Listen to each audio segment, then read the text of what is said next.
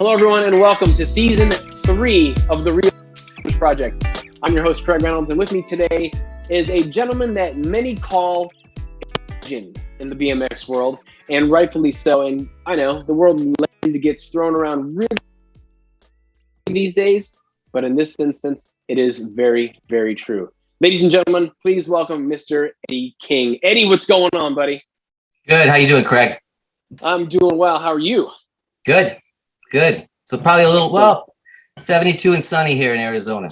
Dude, it's like 35 the backyard, right? And cold. And yeah, I love the backyard. You got some land, dude. Yeah, exactly. A lot of cacti. That's right. That's right, exactly. So you up San Diego in the beginning of the entire BMX boom when it first started. I think in sport, people can always look at people and go, that's who I want to be like, and I'm going to go for you, along with some other people in your generation, basically set the bar, set the tone for the sport, created the sport. How did you evolve into a sport that was so small and little back, in the early 70s, 80s, whenever it was, and it had to become, part of your life and become your life? You're talking about the boom being in the early 80s or the 90s? No, when you started, man, how did you get started? Like, what was the attraction to BMX when it was just the sport? It was just mimicking motorcycles out in the backyard for the most part. I mean, motorsports was huge. I mean, NASCAR. I also kind of went to some motocross races, the USGP at Carlsbad too. When I was a little kid, my neighbor would take me there. And this is back when, this is Southern California at Carlsbad. You're probably about a couple miles from the beach. And no Americans had ever beaten any Europeans at all.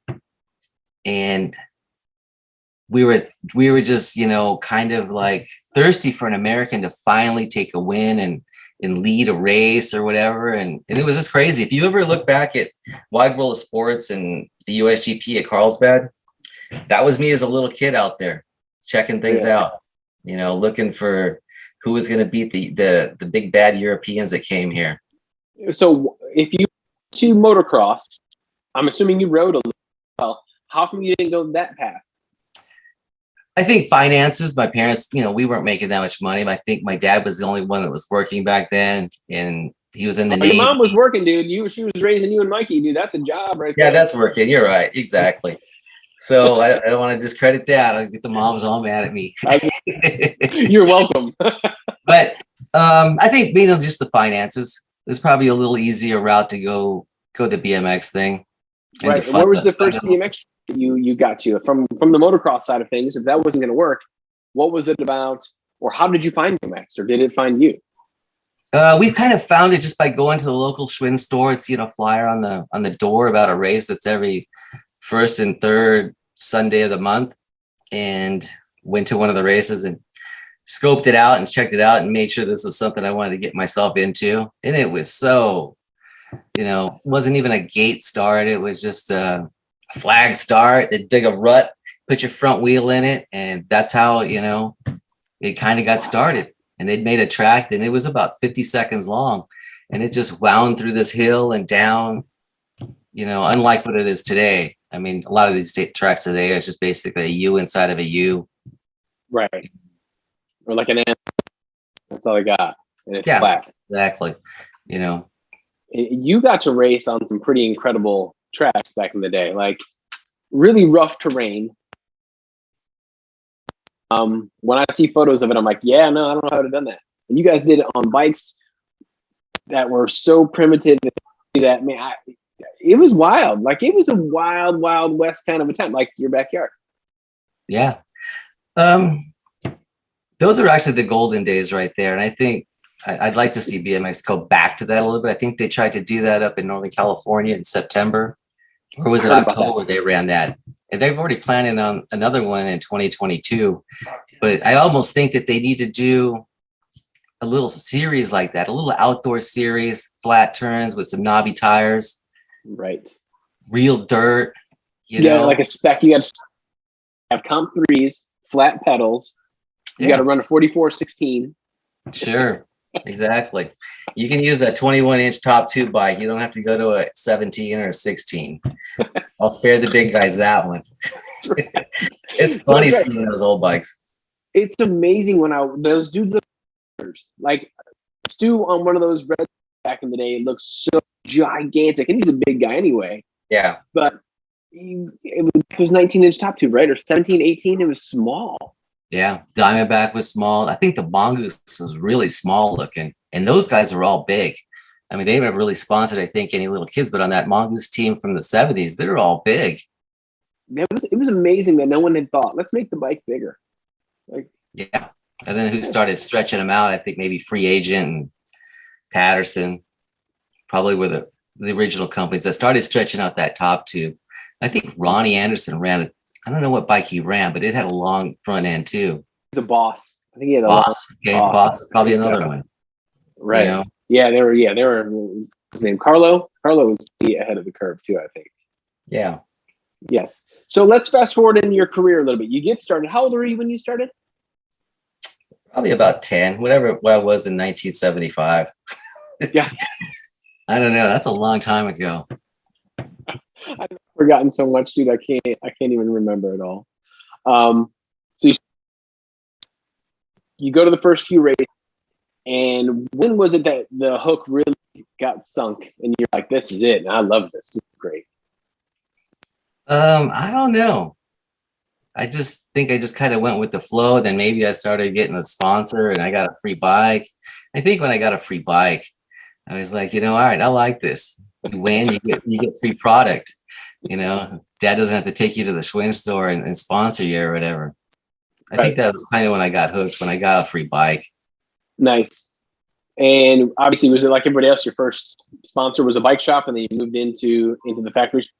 Yeah, your parents, then the bike shop. Then the bike shop hooks up with a distributor or a factory sponsor through them and kind of work your way through. And then finally kind of got that eliminated and rode for Torker. Torker, the first one. Your first Torker sponsor? Torker was really the main manufacturer from the get-go. I mean, I did have dabble in with wearing a Webco jersey, wearing a DG jersey, but I always felt like I was like, the junior varsity team with those guys. Because they worked on the big guys. They had their LA riders. They weren't too interested in me. The only one that was really interested in probably grabbing me was Steve Johnson from Torker in 77 or something. Okay. On there. How long did you ride for them? I want to say it was 5 years. Okay. Yeah, 5 and then 8 with Diamondback. Because my career was only 13 years long. When you compare it to nowadays, people have been riding, 13 years is nothing.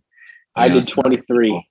23, yeah. Yes. When you think about it, my body was beat up when I retired. So I was glad to get out of it. Physically, I knew that I couldn't compete anymore, and I could see that things were evolving and things were changing. And I saw a race in the early 90s with Christophe Levesque came into town, and I was like, holy cow. No, thank you. Your mind will tell you you can, but your body will say, no, you need to go sit down. My BMX bike anymore because I know better. Because I know I'm going to go out there and try to do the stuff that I used to do, and it's different. It's off. I'm like, I'm good. I'm totally cool with doing what I'm doing now, riding my cross country bike. But I hear you saying about when it was time to go, because you would look at the crew. I remember thinking on the gate when I was young, lap, there's no question. And then as I turned pro, I'm winning this lap. I'm going to win these. And it goes from that to, as I've gotten older, I'm like, I'm going to get a third. I'll get a third.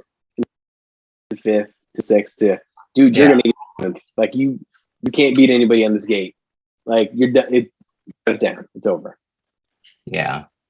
Like my age group and some of the guys that I see that race now, I mean, some of them are still pretty fast, but I call like the 61 and over expert class or 51 and over expert class. I think it's the cruiser class. The cruiser class is 61 over and expert, and it's, Turnell and Harry there.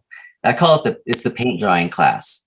I mean, they just look like everything's in slow motion. It's just, you're waiting for paint to dry when you watch those guys race. And I'm just like, that's not why I want to remember those guys. Right. I know, exactly. That's awesome. So let's back it up a little bit. You went from Torker, this incredible brand, Mm-hmm. to Diamondback.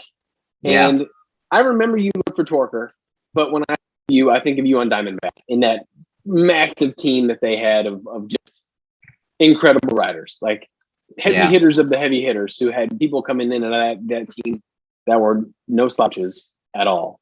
How did that come about? What was that transition like from Torker to Diamondback? Well, it kind of all transcended from Sandy and, racing out of wheels and things. That's how I got the relationship with Torker. And then I think Sandy kind of evolved and got a better deal going through Western States Imports, which was the big company that owned Diamondback Centurion at the time. And I think that he saw that, they had bigger plans. They were better situated to take care of a big budgeted BMX team because they had distribution in Dallas, Denver, New Jersey. So they could make 50,000 bikes and they could sell them. So that's why our budget was pretty off the charts in the beginning. And it made people have to chase us. I mean, GT had to spend money to compete with us on there. And Diamondback, everybody knew that they wanted to be on Diamondback because they knew that, we were getting $75 a day for food, no matter if you were an amateur or not. Yeah, exactly. Really? Yeah, so the little kids, they're all, coming home with $300 because they would, eat at McDonald's or peanut butter and jelly, dude. Yeah. Yeah. These are all the little kids. Every little kid, the amateurs too, were getting paid $75 a day for food. And back then $300 was pretty good. I mean, that's better than a whole shot award these days. I know, right? Exactly. But I mean, and other than that, they would take care of us. We won a team trophy and we'd have the best killer team dinner every Sunday night. Absolutely. Would just be, and if it was in LA and the bosses were there, man, it was on, they didn't care. They loved us on there. That was a pretty as well. Like you, Doug Davis, Matt Hayden was there at some point. You had all Brahms that were stylists, like Justin Green when he was younger. Like so many good people that grew to be awesome as pros or really good amateurs before they retired. The mastermind behind all of that. Probably Sandy. It had to be for the most part. I mean, he would figure out where he was weak on his team trophies, and all he had to do is just say, "Hey, you want to come ride for us?" And people would just drop whatever they had and come over to the team because they knew that was the premier team to really ride for. I don't know, they could say that about GT too, maybe later on, but in the early 80s, mid 80s to the late 80s, Diamondback had it going on. I mean, that was like the team, the budget, they would do whatever they needed to do to help you out and to, promote your brand, their brand too. It was amazing to see the not only the bikes and the riders, but the so iconic and memorable that anyone sees it from afar, you know exactly who it is and what it was. Yeah. Well, they had some really good advertisements in the magazines, really good advertisements. Yep. Every now and then they'd have a lame one. I think maybe more closer to the end. They kind of lost their touch with the black and silver and they went to these pastels and it just ruined the image a little bit. I remember. Kind of softened it up because that Sandy had already was gone by then. And if people know the history and how we came up with it, we came up with more of an image like silver and black, like the Raiders. We kind of wanted to be the hated team, right. We hate us, but you got to like us and respect us, because we do things in a different way. And, it was just a great image to profile yourself with. Mm-hmm. But you're super nice though at the track. There are sometimes you run into some of the other guys that were, in your class around that time and not always the nicest people. I get it. We're racing, we're trying to do stuff. You get a little agitated sometimes. You were always super cool and nice and down to earth. So the BMX is pretty, I don't want to say it's the direct opposite of I've ever seen you, but Well, it's all about paying it back. You know, those are the people that are they're going to buy your product. They're going to talk good about your brand, and you know, maybe grow up and ride a Diamondback still later on. Who knows? And it was just the right thing to do. You know, it wasn't that, you know, very rarely would you ever deny anybody an autograph, or, you know, the thing that we did back then that I don't see them do it these days is that we would give our stuff away. You know, we'd throw our goggles out there, we throw our number plates out there. Yep. And you don't see that these days. These guys hone in and they collect their own stuff. Yeah, I don't know. I used to give stuff away all the time too. Yeah. Not goggles though. Goggles were hard for me to get. Like I never gave goggles away. Yeah. I knew somebody who knew somebody that got me goggles all the time. Yeah, you did. I was lucky enough to get back in on the Oakley train. They came back to BMX, but I still wouldn't give them away. I'm like, yeah, no, I'm keeping these. They'd have a mirror lens, and I'm like, nope, those are mine. Yeah. You got to keep those. As you're coming through the sport, you said that by the time you retired, your body was broken down and you retired. Tell me about some of the highlights of your career. I mean, I always saw you in BMX action, shooting photos with Oz and Wendy. Always looked super stylish. One of my favorite photos of you, I think, is from Honda Hills doing this big X up, coming out of like some big pit jump. I love that. You put it on here. But man, you had some really good. You had some great results. Like my first time that I remember really seeing you, Eddy's win in this race was at the '87 Worlds.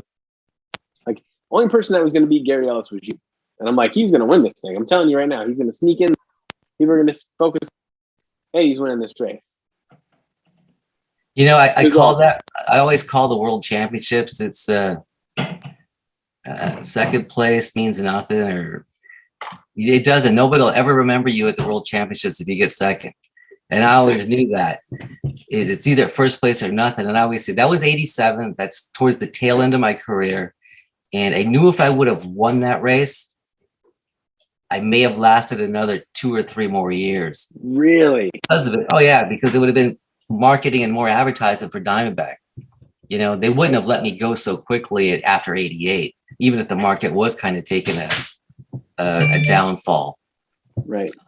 So I always look at that race and just think I did everything I could do, but Gary Ellis put a death grip on that race once he got to the first turn first, and I couldn't pull up to him. I did pull up to him in the far back turn when I watched the video and just go, that was about as close as I got. And after that, you know, there was no catching him. The track was a little kind of short still. Yep. There was just nothing there. And, you know, all I remember is all the GT guys rushing towards him at the finish line. And I was like, oh man, second place is not going to cut it.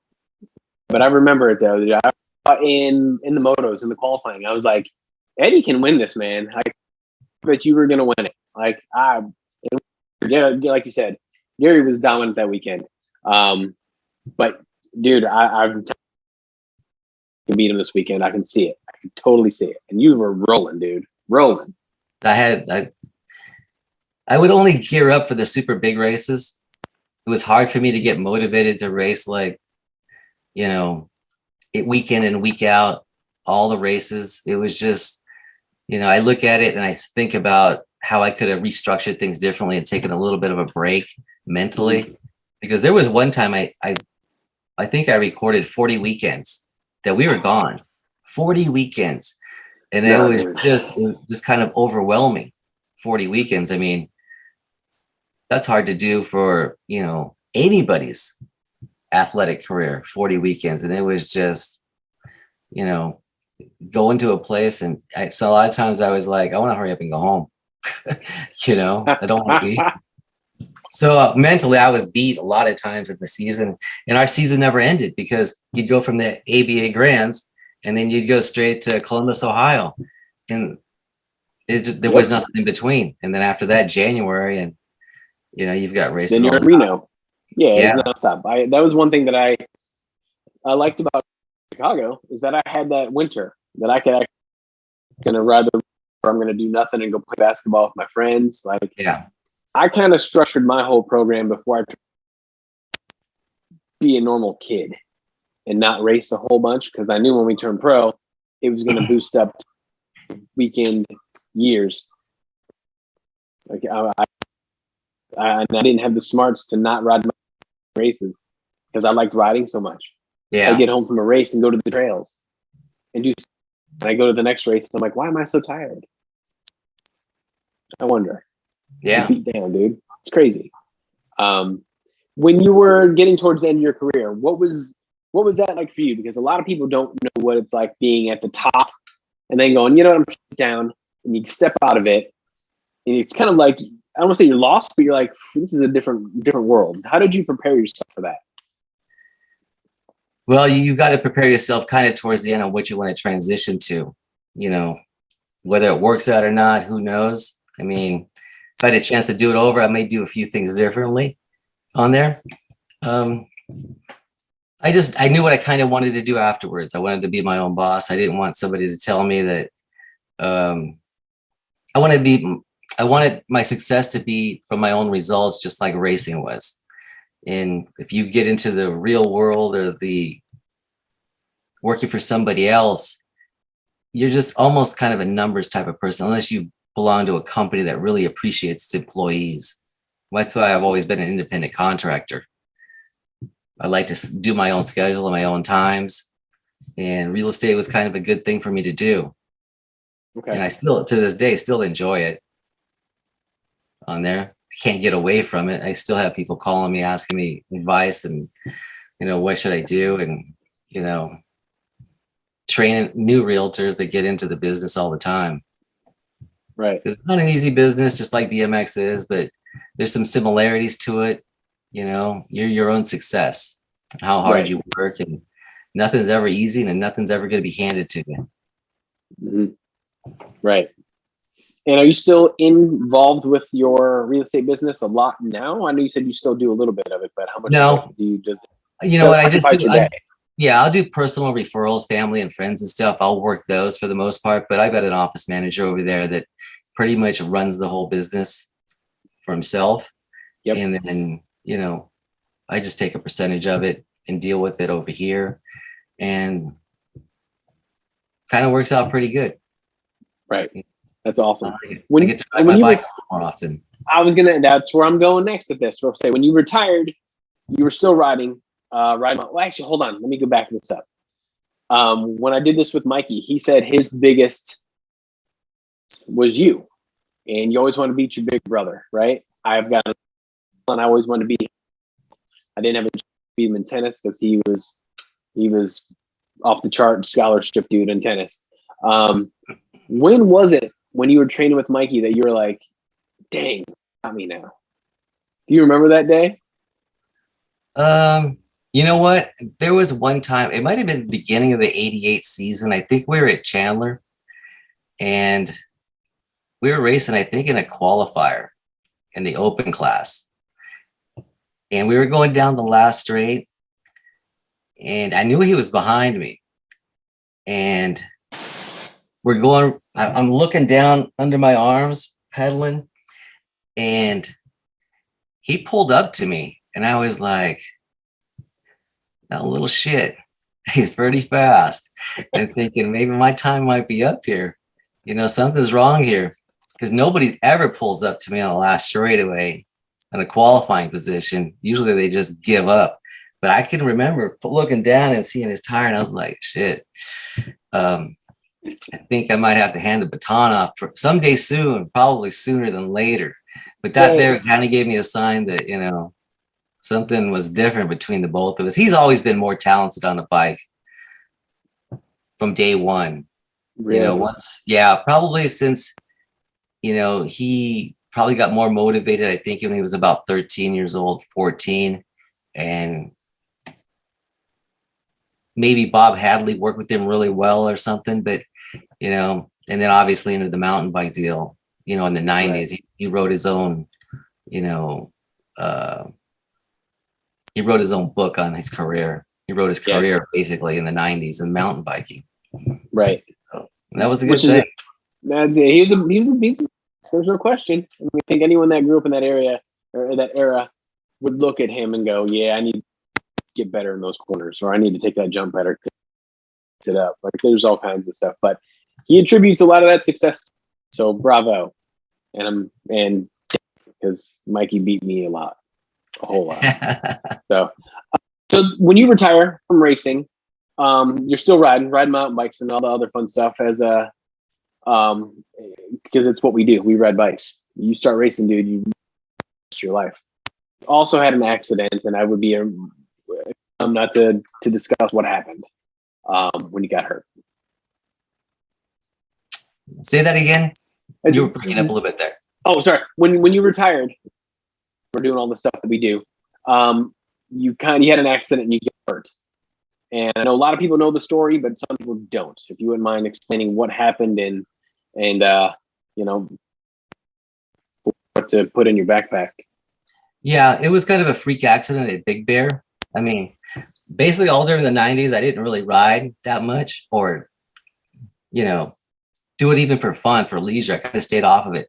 2005, 2004, I think I started getting back into cycling a little bit, using it more of a conditioning, because anybody who knows that if you ride a bike, you don't really go out the night before because you'll pay for it on the cycling ride the next day, whether it be a road ride or a mountain bike ride. So you kind of stay it. So it was a good balance. Like, I can't go out tonight because I'm going to go riding the next day. So anyway, I get back into riding in the 2000s and I start doing little short cross country races, and you start getting addicted. I never was a cardio guy. That's why I like BMX. It was short, 35, 40 seconds, 30 seconds, boom, you're done. Mountain biking, it's all about suffering. For some reason, when you get older, you appreciate that suffering. You just like it. To me, it was like, God, I can feel that. I got that good base set already. I want to go out there and crush another, 20 miles and get that fitness up there, get that heart rate around 150 and leave it there for a while. So anyway, I was getting back into shape, doing mountain biking, cross country. I had a road bike too. So you got to put the miles in with that. So I was getting addicted to this stuff. Good stuff. Well, I went out to Big Bear and I had a crash and I had a Camelback on. And in the Camelback, there's that bladder that fits right there. Mm-hmm. And the bladder was on the outside. Then my cell phone was up against the bladder. And then I had a shock pump up against my body inside the thing. And the shock pump knob, which kind of looks like this, mm-hmm. When I crashed, everything compressed against the knob of the shock pump. The bladder pushed against the phone pushed against this, and the knob of the shock pump. And if you ever see the phone's bent on there. So really what it did is punctured my T11, T12 on my back. So it was kind of a freak accident. I would have been fine, recovery wise, without having that shock pump in there. And even nowadays they have Camelbacks now that have a hard plastic layer that goes down through the spine there to protect you. Yeah, I think there's a few companies out there that have something like that as spine protector inside the Camelback since that accident. Yeah. Wow. It was kind of a freak accident. And obviously, it changed my world, mm-hmm. Some better, some worse. Some I will never know how it would have turned out. I mean, I probably will tell you I would be in San Diego still for the last 8 years, focusing on the business. Who knows, but that's not the case anymore. And, you just go and make what has changed or evolved from you, like moving out to Arizona. And, now I know that, my mom's been out here since 2002. She's going to be 80 years old next year. And we moved my girlfriend's mom out here. And, we're out here now taking care of our parents to some degree. If they ever need anything, we're here. Because both of them are, one's single and the other's widowed. So it's good to have their kids nearby to take care of them. And we're at that age now where I think we need to start looking at our parents on what their needs are, because, they're in their 80s generally for the most part of them. And some live past 80, some live, not quite to 80. So they're at that age where they need their kids. And I'm lucky to be here to take care of my mom and and whoever's else mom's out here. Patty's mom's out here. So that's why we're out here. Well, everything happens for a reason, it seems, right? Yeah. Put the stamp on why I'm out here and why I really can't and don't want to go back to California. Nice. It's only a 5-hour drive. Yeah, there you go. Right. It's only a 5-hour drive. That's nothing. Nice. And I know you're able to ride again now, though, because you've got the e-bikes that you can ride, and obviously you still have your love of riding. You're out in Arizona. How can you not like to ride? Yeah. Yeah, the e-bikes kind of changed everything for me because now it can put me out there not in the same capacity as it was in 2013, because I've always told myself, we're not going to get in any type of predicament and also I said, I'm not going to race either. And I know they're starting to do e-bike races, and I'm like, I think when you call things off and you retire, that kind of means you're not going to race. Racing's kind of out of the questions. I'll go and watch all the time, but if I race, I want to perform and I want to win. And you can't mix the two and just say, I'm just going to go out there and have fun. I mean, I know a couple of guys that can do it, but for me, it's more of an ego thing. I'd rather win and get the accolades again, but I just stay away from it. I ride for pleasure, strictly pleasure, and just to clear my mind. Yeah, I'm with you, man. I try to go to the races and I'm just going to have fun. And then I'm in the back of the pack and I'm mad and miserable. And I'm like, why am I doing this? Yeah. Talking to myself because I can't have fun unless I'm actually competing. And I know what it takes to compete. And I don't know if I want to try to get to that level. I don't, it's not always very appealing. Yeah. So I'm with you. When I retired, I'm tired. Like, when are you going to come back and race BMX? I'm like, never. I'm good. Yeah. Done it. So, it was awesome to catch up with you today, Eddy. I appreciate your time. It's nice to hear your backstory on how you got started. And I know there are a ton of people out there that are massive fans of yours. I hear it all the time. I see it on social media all the time. It's finally. Cool. Well, we got to get a ride together. Either you need to come out here someplace on the West Coast. I'll meet you anywhere. It doesn't matter. Dude, or live south of Tucson. What's that? My parents live south of Tucson. Oh, cool. Like Sierra Vista? They live in a little place called Green Valley. Okay. Oh, So easy. Where are you? I am like the very southeast part of Phoenix. As you kind of make that south turn and you make a beeline straight for Tucson. Yep. Right there. Where Wild Horse Pass is, where they have the drag races, NHAR. Yep. And I'm like about 5 minutes away from there.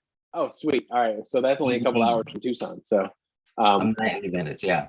Next time I get out there, I'll try to get out and see you. For sure. Or when you come out here, next time you come into town, because I know there's some big races coming up that you'll probably come out to. So yeah. We'll be back out there. I'll be back in for the Worlds of 2024. Cool. Excellent, man. Listen, you enjoy the rest of your day. Thank you so much for taking your time. If you guys like what you're seeing, please make sure you hit the subscribe button here. Or if you're listening on Apple Podcasts, you can subscribe there as well. Eddy, thank you so much for your time. Again, I appreciate you. Great seeing you. Thanks for tuning in. We'll see you guys next time. Cool. Thanks, Greg.